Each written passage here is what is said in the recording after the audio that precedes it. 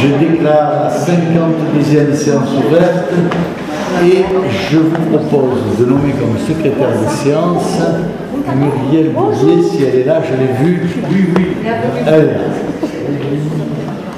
Je présente les excuses de Denis Sabon, qui donne le pouvoir jusqu'à son arrivée à Jean-Pierre Pazéo, de Claude Bourgeois, qui donne le pouvoir à Catherine Gaspard, de Edmond Delouis, qui donne le pouvoir à Jean-Pierre Pazéo, de Marie-Josette Martin, qui donnera pouvoir à partir de 11h30 à Muriel Bouvier, de Marie-France Leroux, qui me donnera pouvoir à partir de 10h, de Mme Carole Pervery, qui donne le pouvoir à Mme Anne Crespo, de Mme Sandy Pramier, Gilles, qui donne le pouvoir à Mme Marion Steinmel Roche, et Nicolas Arnoux, qui donne le pouvoir à Gérald Testanier.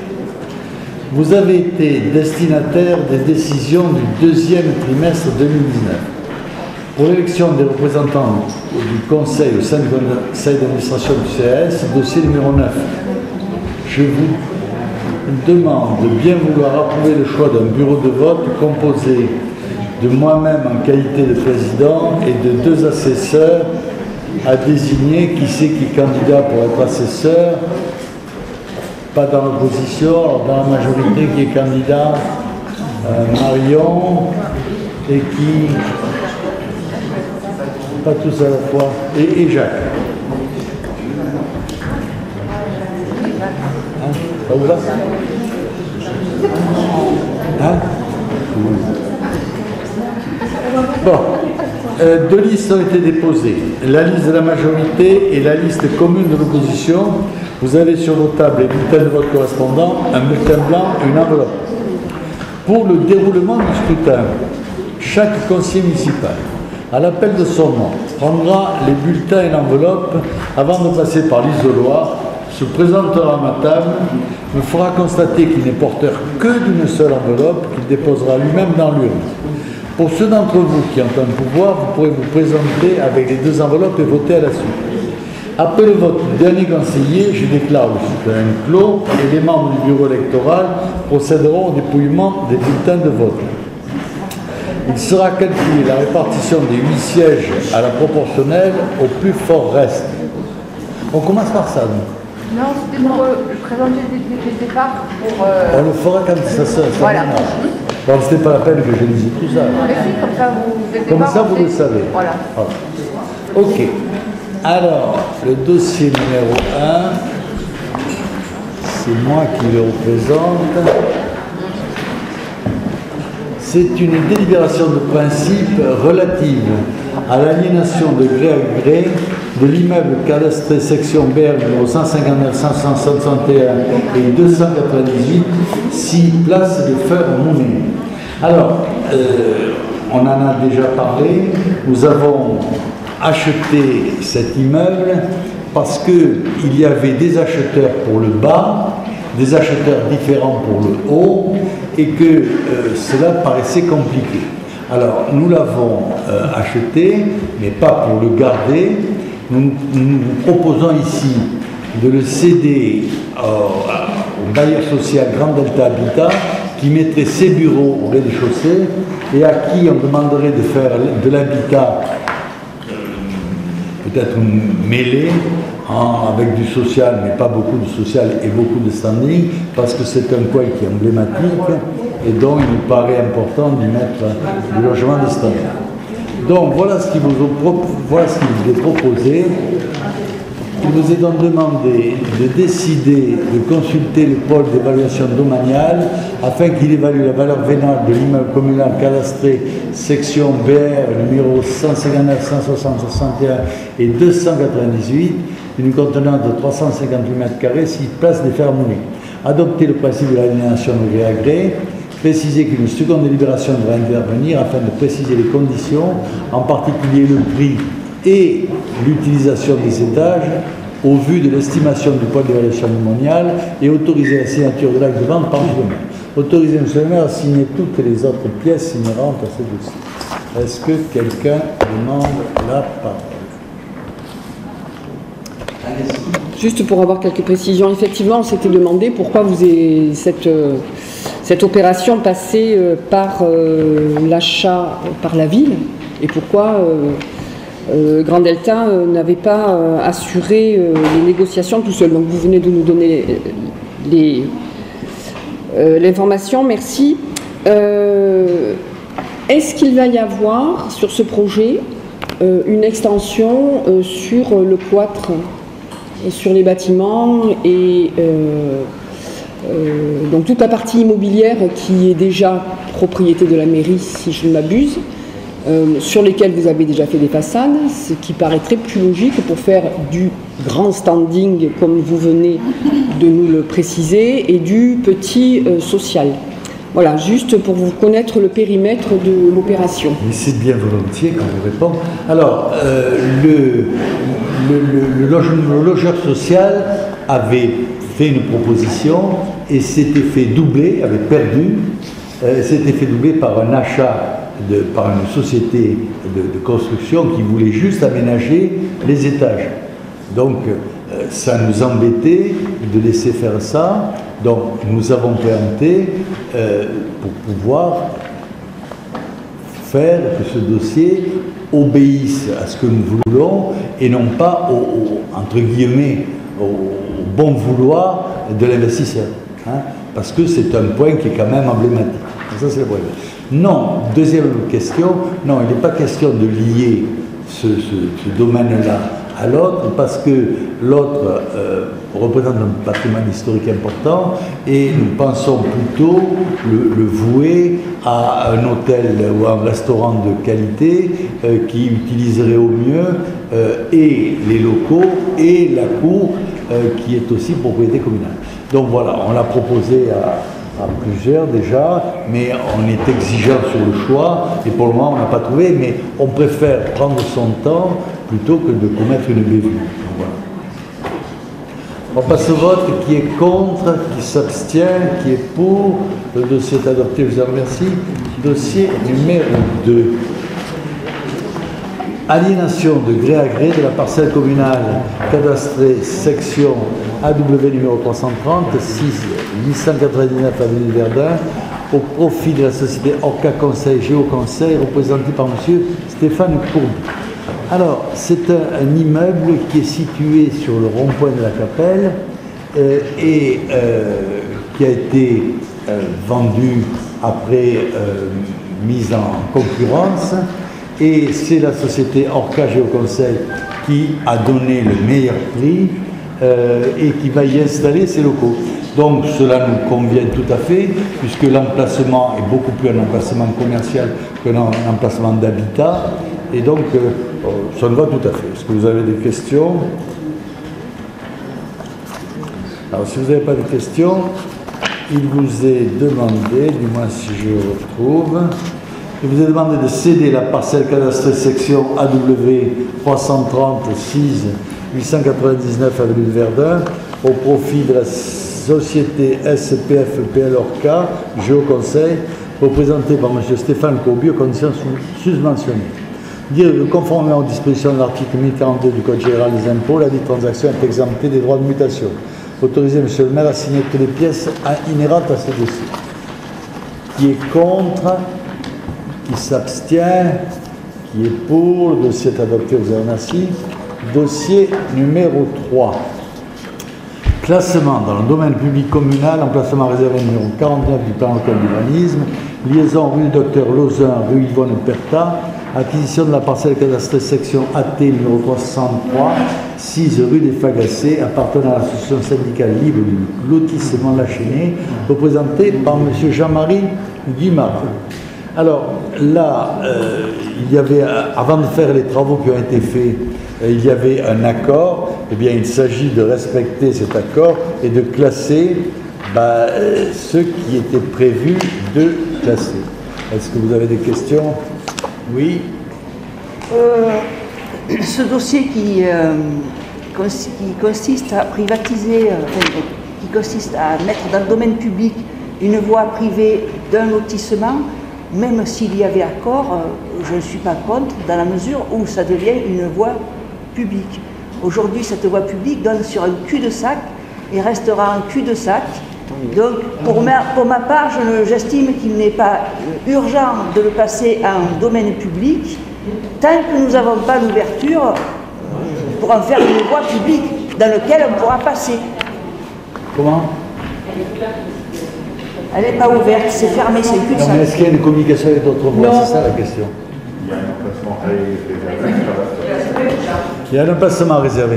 Alors, c'est vrai qu'on ne classe pas les impasses, mais ça, ce n'est pas une impasse par vocation, c'est une impasse transitoirement, et en plus, l'accord était passé parce que les travaux qui étaient faits en souterrain étaient conformes aux spécifications des services, c'est ça, hein? Et donc, il serait, nous semble-t-il, incorrect de surseoir à ce classement. Hein, ce serait incorrect. Mais libre à vous de voter contre. Hein. On passe au vote. Qui est contre, qui s'abstient, qui est pour. Le dossier est adopté à l'unanimité et je vous en remercie pour eux. Dossier numéro 4. Remboursement des frais à un intervenant dans le cadre de la floraison. Régularisation. Alors, quand nous avons fait la floraison 2018, il y a un exposant qui est peintre, qui est peintre avec du vin, il peint avec du vin. On l'a déjà vu à Châteauneuf, on l'a vu à Orange d'ailleurs. Et son déplacement il y avait un accord avec la ville, avec le service, pour lui payer son déplacement 500 €. Et puis le trésorier payeur nous a dit on ne peut pas le payer parce que c'est un individu. Donc pour que vous puissiez honorer votre parole, il faut que vous fassiez une délibération, d'où l'objet de cette délibération. Voilà. Est-ce que vous avez... Oui, allez-y. Oui, en fait, vous êtes en train de dire que c'est son statut juridique qui ne lui permettait pas de se rémunérer à 500 €. C'est le service, c'est le trésorier payeur, qui nous a dit qu'on ne pouvait payer à un individu, non pas une association, mais un individu, que s'il y avait une délibération du conseil. Donc on a fait une délibération du conseil. Et ce que je ne comprends pas, c'est que vous parlez de frais de déplacement alors qu'il y a des questions de facture. Cet exposant. On lui paye une prestation. On lui paye une prestation. Cet exposant. Non, on lui paye une prestation. Cet exposant, qui peint avec du vin, s'était engagé à venir, et qui a tenu son stand, s'était engagé à venir, moyennant 500 €, qui facturait tout. Il facturait son déplacement, sa prestation, etc.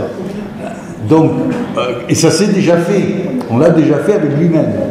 Donc, quand le trésorier payeur n'a pas voulu payer, on était embêté pour ce monsieur, qui n'était pas content d'ailleurs. Donc, on a essayé de trouver une solution, et la solution, c'est ce qu'on vous propose. De faire une délibération du conseil, pour que tout soit limpide. Mais vous êtes libre de voter contre, bien sûr.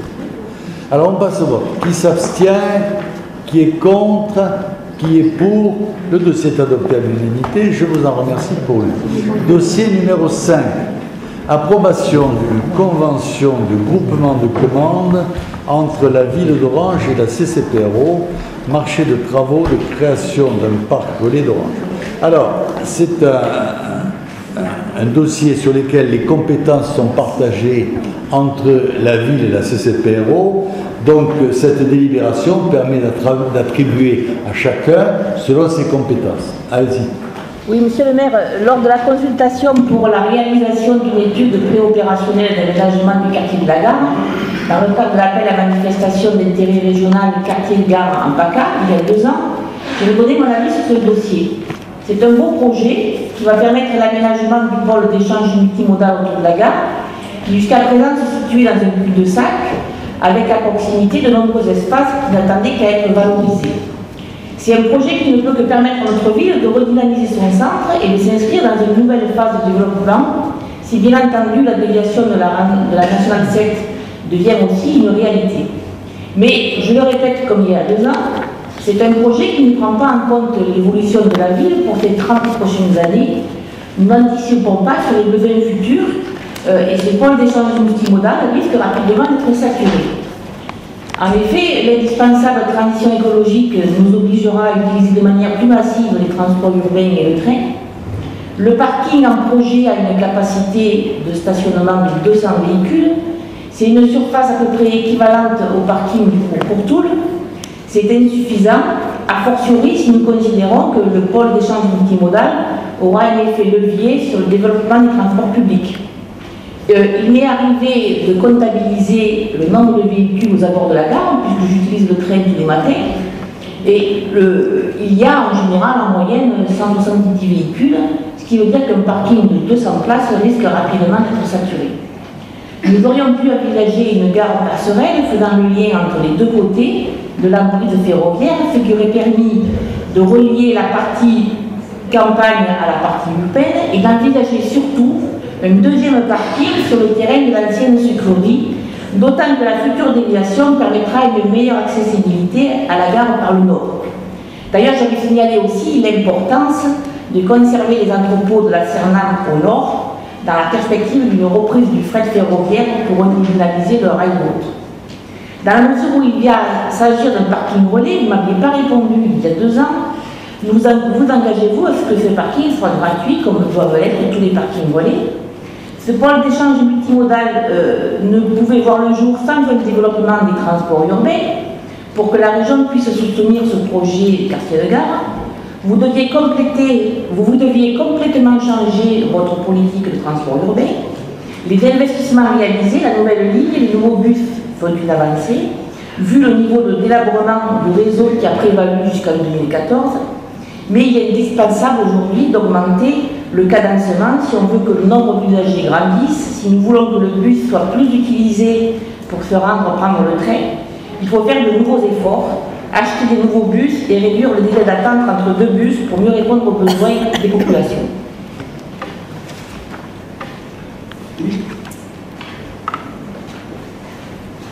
Alors moi j'aurais juste une remarque à vous faire, parce que j'ai vu que dans la délibération, il était marqué que l'objectif de la convention, c'était de mettre en concurrence par la CCPRO la meilleure offre sur le marché public. Donc j'espère que l'intention sera, au-delà du prix et de la qualité des travaux, de donner la priorité aux entreprises locales, puisque nous en avons sur notre bassin qui peuvent répondre aux différents lots. Les questions sont terminées? Bon. Alors, tout le monde ne peut être que d'accord sur le fait que ce serait bien qu'il y ait un parking de 1000 ou 2000 places dans ce coin-là, de manière à ce que tout le monde puisse laisser sa voiture gratuitement, etc. etc. Le problème, c'est que ce n'est pas la ville qui est la patronne de ce dossier, c'est pas la ville. Hein, si vous vous imaginez que c'est la ville, vous vous trompez complètement. Nous sommes en tractation avec, je vais en oublier sûrement, avec la région, les services de l'État, le département, mais pas que ça, l'Europe, les deux structures qui ont remplacé la SNCF, donc ça fait déjà 6 structures, mais je dois en oublier 1 ou 2. Hein, j'en oublie sûrement 2.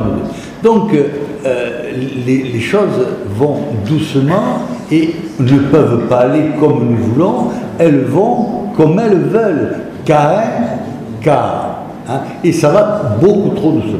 Alors, vous avez évoqué plusieurs trucs. Il y a une chose que vous n'avez pas évoquée, c'est où les gens vont-ils se garer pendant les travaux. Et les travaux commencent incessamment sous peu dans le monde. Alors, nous, bêtement, on s'y est penché, et on a été les seuls à s'y pencher. Hein. Les autres collectivités s'en moquent, mais alors totalement.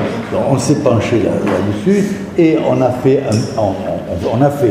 un parking provisoire gratuit qui est situé en continuité de la gare, en fin de compte, en continuité de la gare, sur la droite, quand on a le dos à la gare. Bon.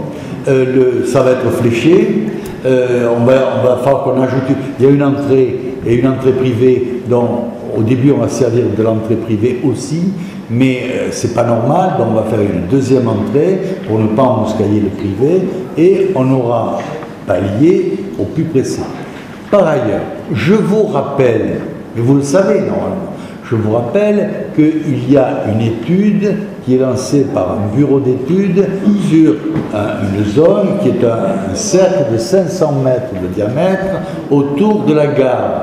Et donc, c'est ce bureau d'études, commandité par les 7 structures parties prenantes, qui vont faire des propositions parmi lesquelles on va trier ce qui est triable, hein, sachant qu'on ne trie pas, on ne décide pas nous, on décide à 7. Donc, je suis favorable à ce qu'il y ait un parking, je suis favorable à ce qu'il y ait un parking gratuit, mais je ne sais comment cela se déroulera réellement, parce que je ne lis pas dans le marc de café. J'en suis désolé, parce que si je pouvais lire dans le marc de café, ce serait quand même bien pratique.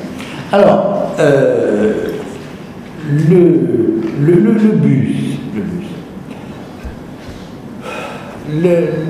Les politiciens qui sont au pouvoir rêvent. Et puis les politiques les vrais politiques, les gens responsables, ne rêvent pas et essayent de rester dans la réalité. Aujourd'hui, on est en train de nous dire que les éoliennes, c'est polluant. D'ailleurs, que le solaire, c'est polluant aussi. En fin de compte, que les climatiseurs, c'est une calamité pour l'environnement, une calamité, hein. Bon, donc on ne sait plus exactement ce que l'on doit faire. Moi, je trouve que les transports publics, quand ils roulent vides, sont une calamité. C'est une calamité. C'est du gaspillage énergétique, c'est de la pollution organisée et c'est totalement inutile. Ça rapporte à la société de transport, d'accord, mais hormis le fait que ça rapporte à la société de transport, pour tout le reste, c'est mauvais. Bon. Donc, je suis favorable au transport en commun, je vous le dis régulièrement, je vous le redis ce soir, je suis favorable au transport en commun quand ils sont des transports en commun, c'est-à-dire quand ils transportent des gens qui veulent être transportés. Et on est tout à fait favorable à développer, et on le développe, le transport en commun, sous condition, c'est la condition que je dis constamment, qu'il y ait du monde dans les bus. Et hélas, bien souvent, nos bus sont vides, même si l'élu responsable de ça est très fâché chaque fois que je dis ça, malgré tout, souvent les bus sont vides. Bon, donc il ne s'agit pas de mettre des bus partout pour emmouscailler les gens qui roulent en voiture et pour remplir les poches de la société qui fait le transport, il s'agit de faire le transport public utile. Donc on le fait, hein. On vous a dit qu'on va aller faire un grand parking au parc des expos et qu'on mettra une navette. Mais on vous a ajouté que si cette navette était toujours vide, on la supprimerait. Parce que il y a le rêve et puis il y a les réalités. Vous êtes libre de vendre du rêve, moi je suis libre de vendre des réalités. En ce qui concerne les entreprises locales, très solennellement, je suis favorable à faire travailler les entreprises locales. Normalement, je dis bien normalement, les entreprises locales partent avec un atout quand il y a des travaux locaux à faire, parce qu'ils n'ont pas à déplacer leur entreprise. Mais il faut que cet atout soit transcrit dans les coûts. Parce que la loi nous impose de ne pas appliquer la préférence locale. Elle interdit, la préférence locale est interdite par la loi. Je le déplore, puisque moi je suis localiste. Hein, je le déplore, mais c'est comme ça, c'est interdit. Donc, il faut que les entreprises locales, qui normalement sont mieux placées pour bien connaître le dossier, fassent des propositions intéressantes et nous donnent la possibilité de les choisir. Mais qu'on ait la possibilité de les choisir sans invoquer le localisme, puisqu'il est interdit.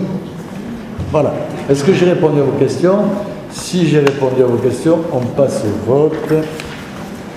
Je vous demande donc d'approuver la constitution de groupement de commandes entre la commune d'Orange et la CPRO pour la réalisation des travaux concernant la création du parc relais de la gare à Orange et d'autre part les termes des conventions. Autoriser M. le maire à signer la convention constitutive du groupement de commandes et la convention d'organisation de la maîtrise d'ouvrage, ainsi que tous les documents afférents à ce dossier. Qui est contre? Qui s'abstient? Qui est pour? Le reste, je vous en remercie.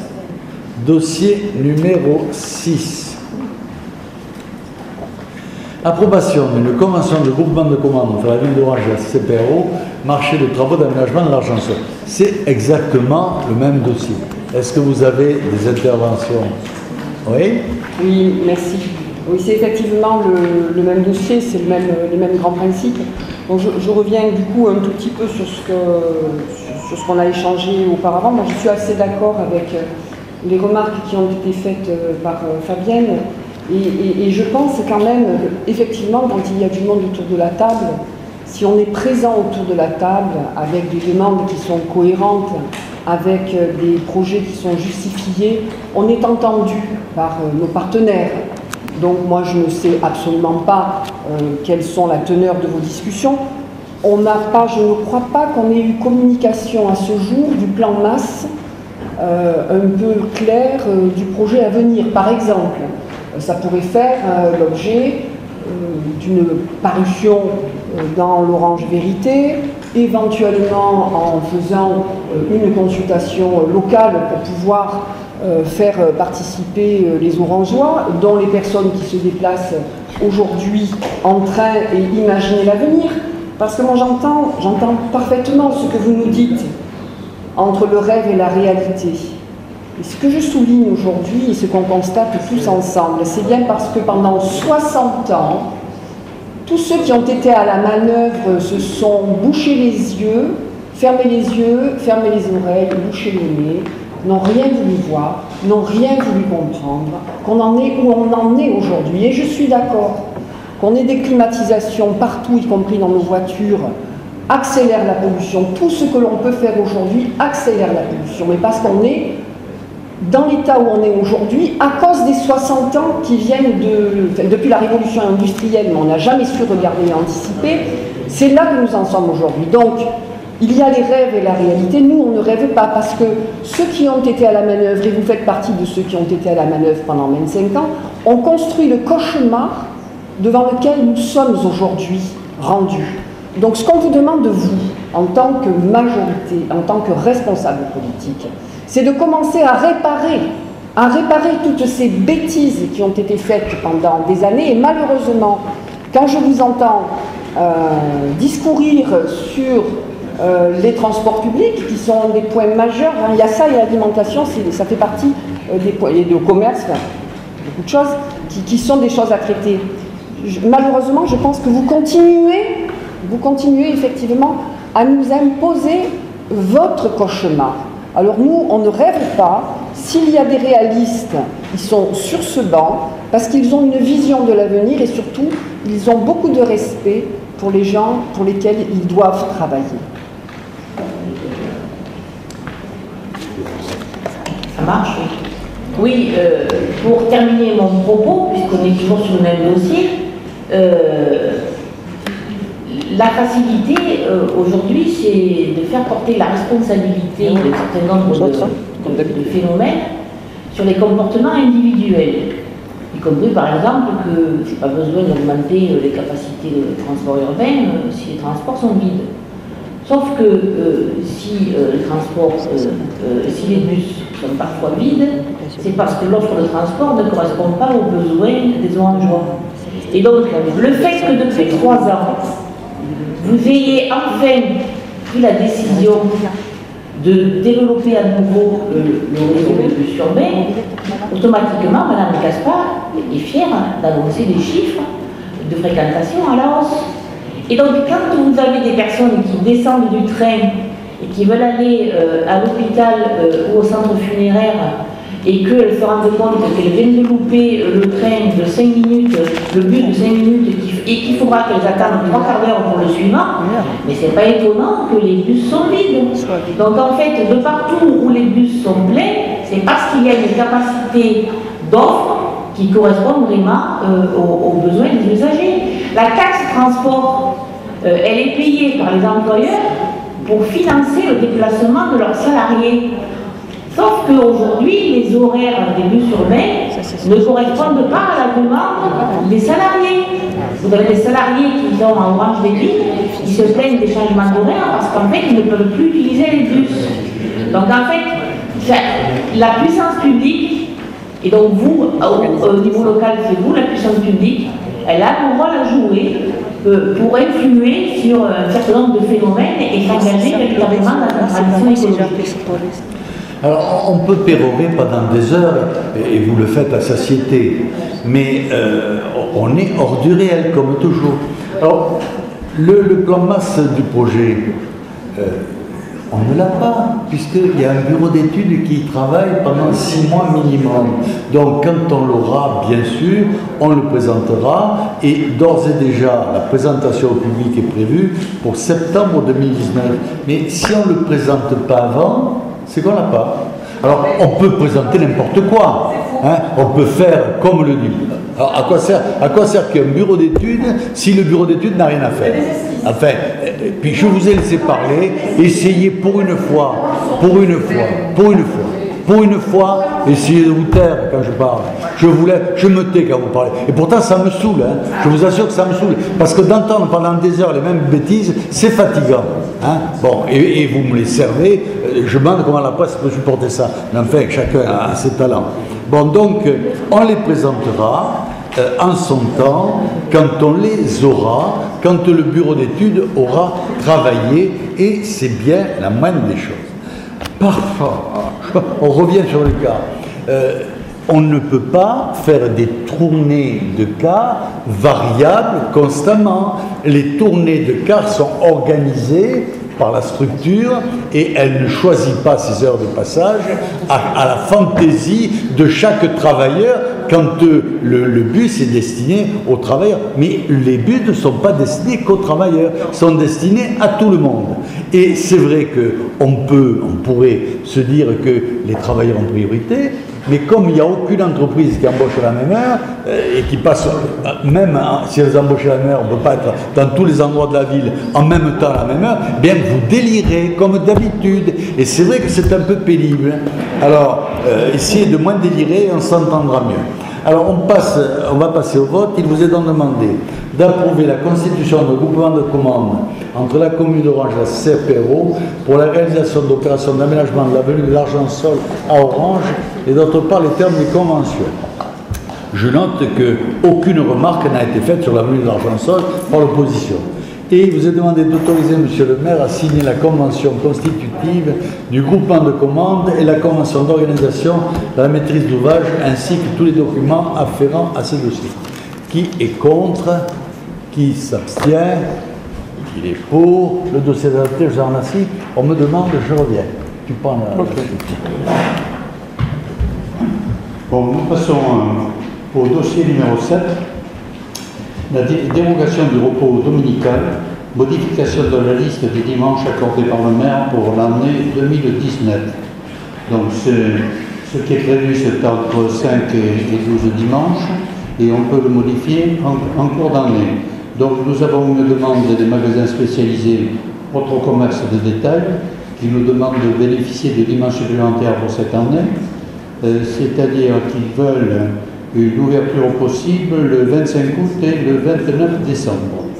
Comme nous ne sommes pas défavorables à ce que les gens travaillent quand ils ont envie de travailler, donc nous vous proposons d'émettre un avis favorable à la proposition d'accorder aux magasins spécialisés autres commerces de détail une dérogation au repos dominical des dimanches supplémentaires suivants, 25 août et 29 décembre 2019. De préciser que M. le maire prendra un arrêté modificatif pour ces dérogations et d'autoriser M. le maire en adjoint délégué à signer tout document afférent à ce dossier. Est-ce que vous avez des questions? Oui. Je voudrais corriger ce que vous venez de dire, M. Testanière, parce qu'en fait, ce ne sont pas les salariés qui demandent à travailler dans une dimanche, c'est leur patron. C'est pas tout à fait la même chose. Non, mais attendez. Et donc, jusqu'à présent, la ville s'était positionnée de manière assez intéressante, parce qu'en fait, elle n'avait pas suivi la loi Macron qui permettait d'augmenter le nombre de dimanches travaillés.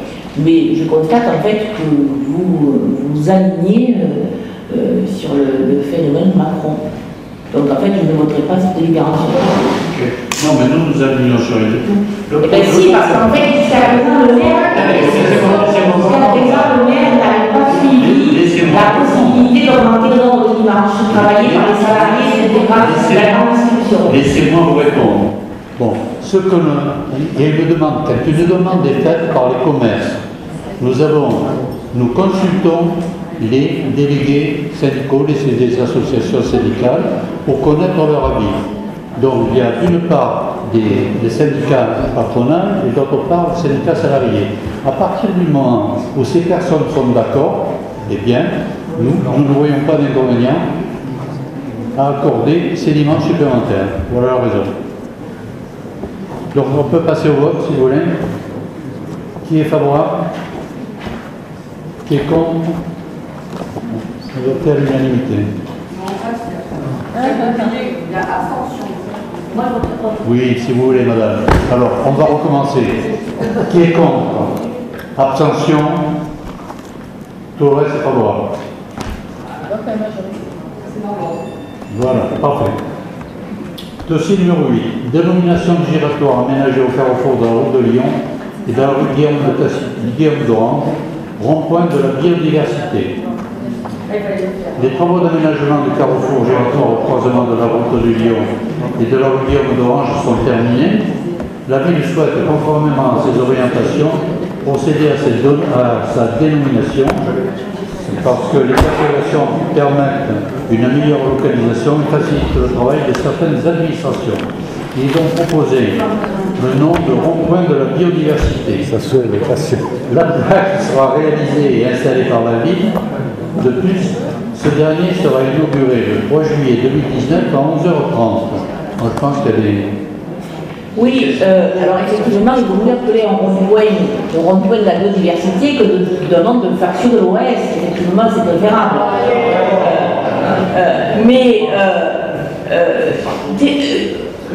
Moi, je voterai ce dossier, mais je voudrais que la ville s'aligne sur le rond-point, en fait. C'est-à-dire qu'en fait, vous nous développiez des projets qui vont contribuer à la préservation de la biodiversité. Parce qu'en fait, comme ça sera une manière de concrétiser votre théorisation autour du rond-point, monsieur le maire. Alors, quand je vous vois sourire, monsieur le maire, ça me met franchement mal à l'aise. Cette question de la biodiversité est extrêmement grave. C'est pas un sujet de rigolade. Et pouvoir afficher une intention sur un rond-point, ça n'a aucun sens. C'est dramatique. C'est pas l'intention qui compte, c'est la réalité. C'est la réalité des actes que vous ne posez pas ou qui font que vous êtes à l'inverse du respect de la biodiversité. Pour citer que la carrière Martignan, le pôle logistique sur 400 camions au jour, tout ça ne nous amène pas vers le respect de la biodiversité, mais exactement l'inverse. En matière d'écologie, au moins à Orange aujourd'hui, on peut dire qu'on sait où on est en alerte rouge, et les températures que nous avons aujourd'hui ne sont qu'une esquisse de ce qui va se passer. Petite prospective, plus 2 degrés en 2050, ici, il n'y a plus de vignes. Il n'y a plus de vignes en 2050, c'est demain. C'est pas une rigolade. C'est pas une rigolade du tout. On a comme devoir, au niveau d'une collectivité locale, d'anticiper et d'organiser l'avenir. Il s'agit d'un thème majeur. C'est absolument pas une anecdote. C'est pas le nom d'un rond-point. C'est l'enjeu de toute notre vie à tous. Donc il ne s'agit pas du tout de rigoler avec ça. Et pour moi, en définitive, comme vous le faites, nommer un rond-point du nom de la biodiversité, c'est un petit peu comme nommer un palais de justice du nom de Jacques Bompard.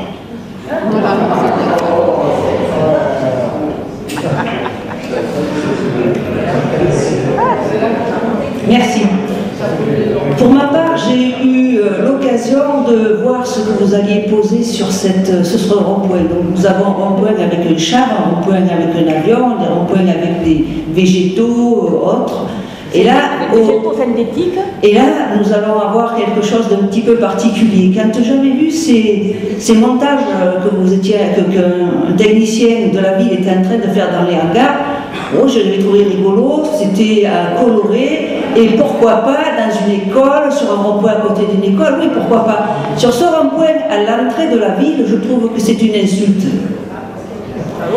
C'est des tonneaux en fer, des bouts de PVC récupérés avec lesquels on a fabriqué des vaches et des cochons et qu'on a plantés avec bien coloré sur un rond-point. C'est ça le rond-point de la diversité, mais vous vous foutez de la biodiversité, vous fichiez de notre fissure.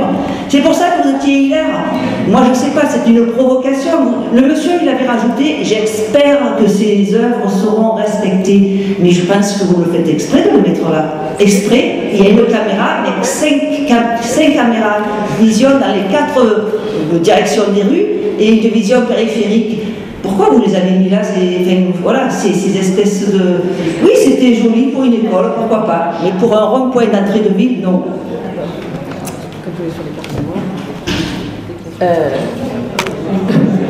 Je n'ai pas toujours toutes les informations, mais ma collègue vient de m'en donner quelques-unes intéressantes. Je pense qu'en fait, vous êtes en train de délirer comme vous l'avez fait sur la piscine à la camp. Et que donc, en fait, c'est encore un petit fantasme qui vous amuse, qui vous conduit à prendre des décisions pour mettre un pied de nez à l'ensemble de celles et ceux qui se battent réellement pour la préservation de la biodiversité. C'est pitoyable. Vous faire une remarque personnelle, c'est vrai que cette appellation sur l'entrée de ville me choque un peu, parce que la biodiversité, c'est promouvoir le milieu naturel. J'aurais mieux vu une telle appellation sur le site de la colline où il y a énormément de milieux naturels à développer et à favoriser. Voilà.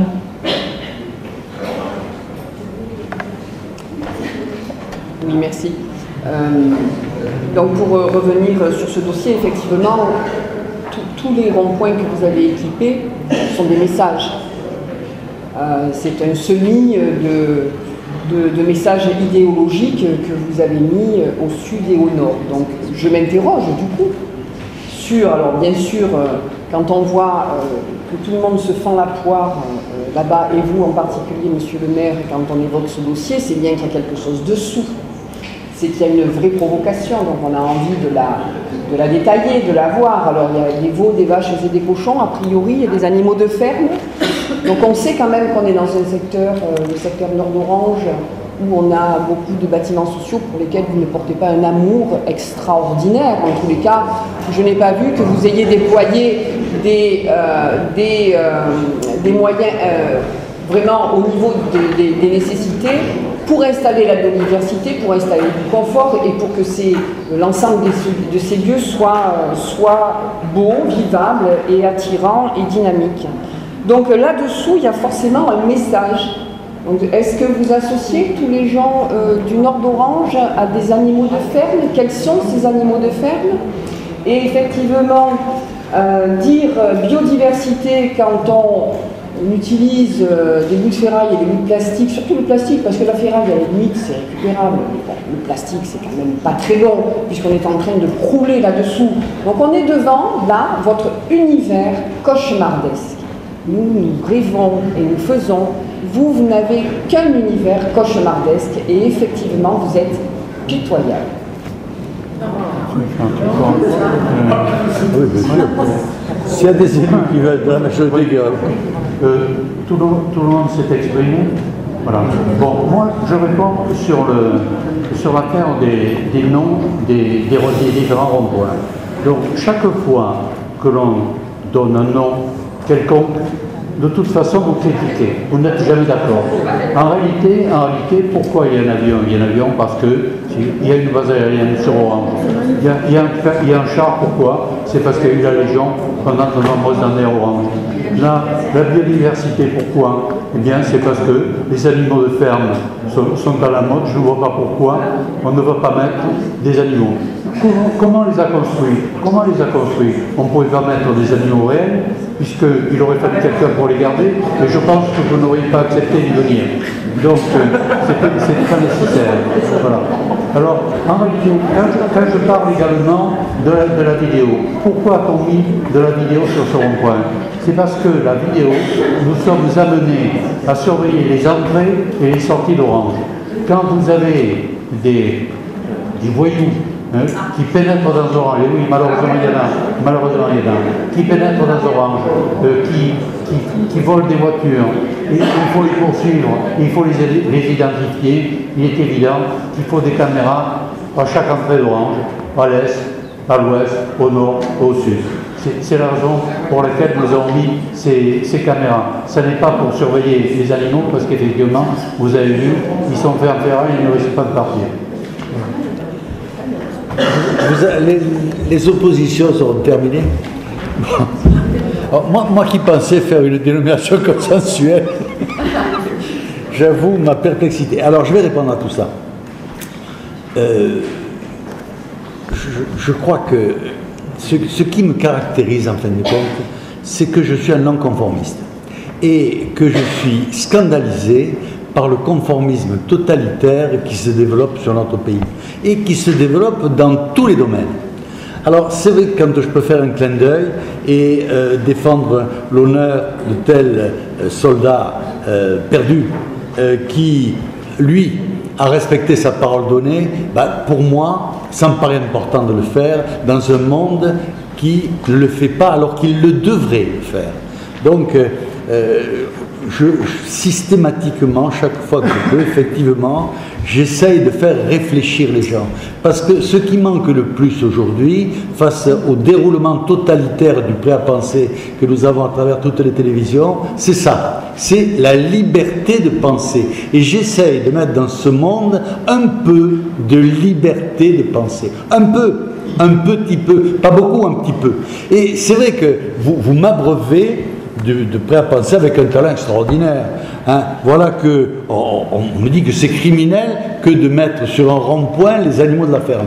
Alors que c'est la ferme, c'est l'esprit de la ferme qui est la solution à tous nos problèmes d'écologie. Parce que dans une ferme, dans le temps, plus aujourd'hui, mais dans une ferme, dans le temps, on ne jetait rien. Hein, ma famille avait plusieurs fermes, hein, donc j'ai vécu dans plusieurs fermes pendant les vacances. On ne jetait rien, ça n'existait pas le jet. Hein, tout était conservé, tout était réutilisé. Et c'est ça l'écologie. La véritable écologie, c'est pas vos bêtises, hein, c'est pas vos imbécilités. C'est ça. C'est le fait de ne pas gaspiller et de tout utiliser. Alors, j'ai eu l'occasion de voir il y a peu une planisphère où on mettait toutes les zones où il y avait beaucoup de pollution. Et il y a 3 zones qui sont brûlantes en pollution. C'est l'Afrique, c'est l'Asie, et les USA. C'est pas orange. Ah désolé, c'est pas orange, c'est l'Asie, l'Afrique et les USA. Alors je comprends le rêve des rêveurs de dire mais Orange peut tout régler, hein, peut tout régler. Si on ne fait plus de pollution à Orange, eh bien on va supprimer de fait la pollution de la Chine, la pollution de l'Afrique et la pollution des USA. Mais vous vous rendez compte le degré de crétinisme qu'il faut avoir atteint pour dire des bêtises pareilles? C'est scandaleux, ça mériterait d'être enfermé de dire des bêtises pareilles. Alors, je suis favorable à la biodiversité. Je le dis très solennellement, je suis favorable à la biodiversité et je suis favorable, totalement favorable au véritable principe de l'écologie et c'est ce que je défends dans ma vie privée, c'est pas toujours facile, et dans ma vie publique. Alors, quand on vient me dire d'un ton accusateur, en 2050, il n'y aura plus de vignes à Orange, ben, ça va m'empêcher de dormir. Ça va m'empêcher de dormir. Je me sens éminemment responsable. Si demain, les vignes disparaissent à Orange, c'est grâce à la pollution que j'aurai commise que les vignes ont disparu. Mais comment peut-on dire ça dans une séance où il y a normalement des gens civilisés? C'est pas possible. C'est pas possible. Alors après, ce rond-point dont il est question, parce que quand même, il faut en revenir un peu au rond-point, puisque la délibération, c'est sur le rond-point. Hein, la délibération, c'est sur le rond-point, je le rappelle. Hein, sûrement qu'on n'en parlera pas, mais moi, j'en parle. Ce rond-point a mis en scène l'idéal de la biodiversité à travers une ferme la plus complète possible et aspect assez remarquable, c'est que nous n'avons pas dépensé un sou pour la mise en scène de ce rond-point, parce que c'est les services. Et je voulais en arriver là, je tire un grand coup de chapeau au service qui a réalisé l'intégralité, non seulement de la mise en scène, mais des objets qu'il y a, ou des animaux, des représentations des animaux qu'il y a sur ce rond-point. Et je suis très fier de mes fonctionnaires. Il y en a quelques-uns là, j'espère que vous leur transmettrez le message. Hein. Le secrétaire général n'est pas là, mais je lui redirai si vous ne lui dites pas. Je suis très fier de mes fonctionnaires qui sont des partenaires. Hein, ce sont des partenaires. Nous menons tous le même combat, le combat de dévotion à Orange, d'essayer de tout faire pour que cette ville se porte moins mal qu'ailleurs, même sur le plan écologique d'ailleurs.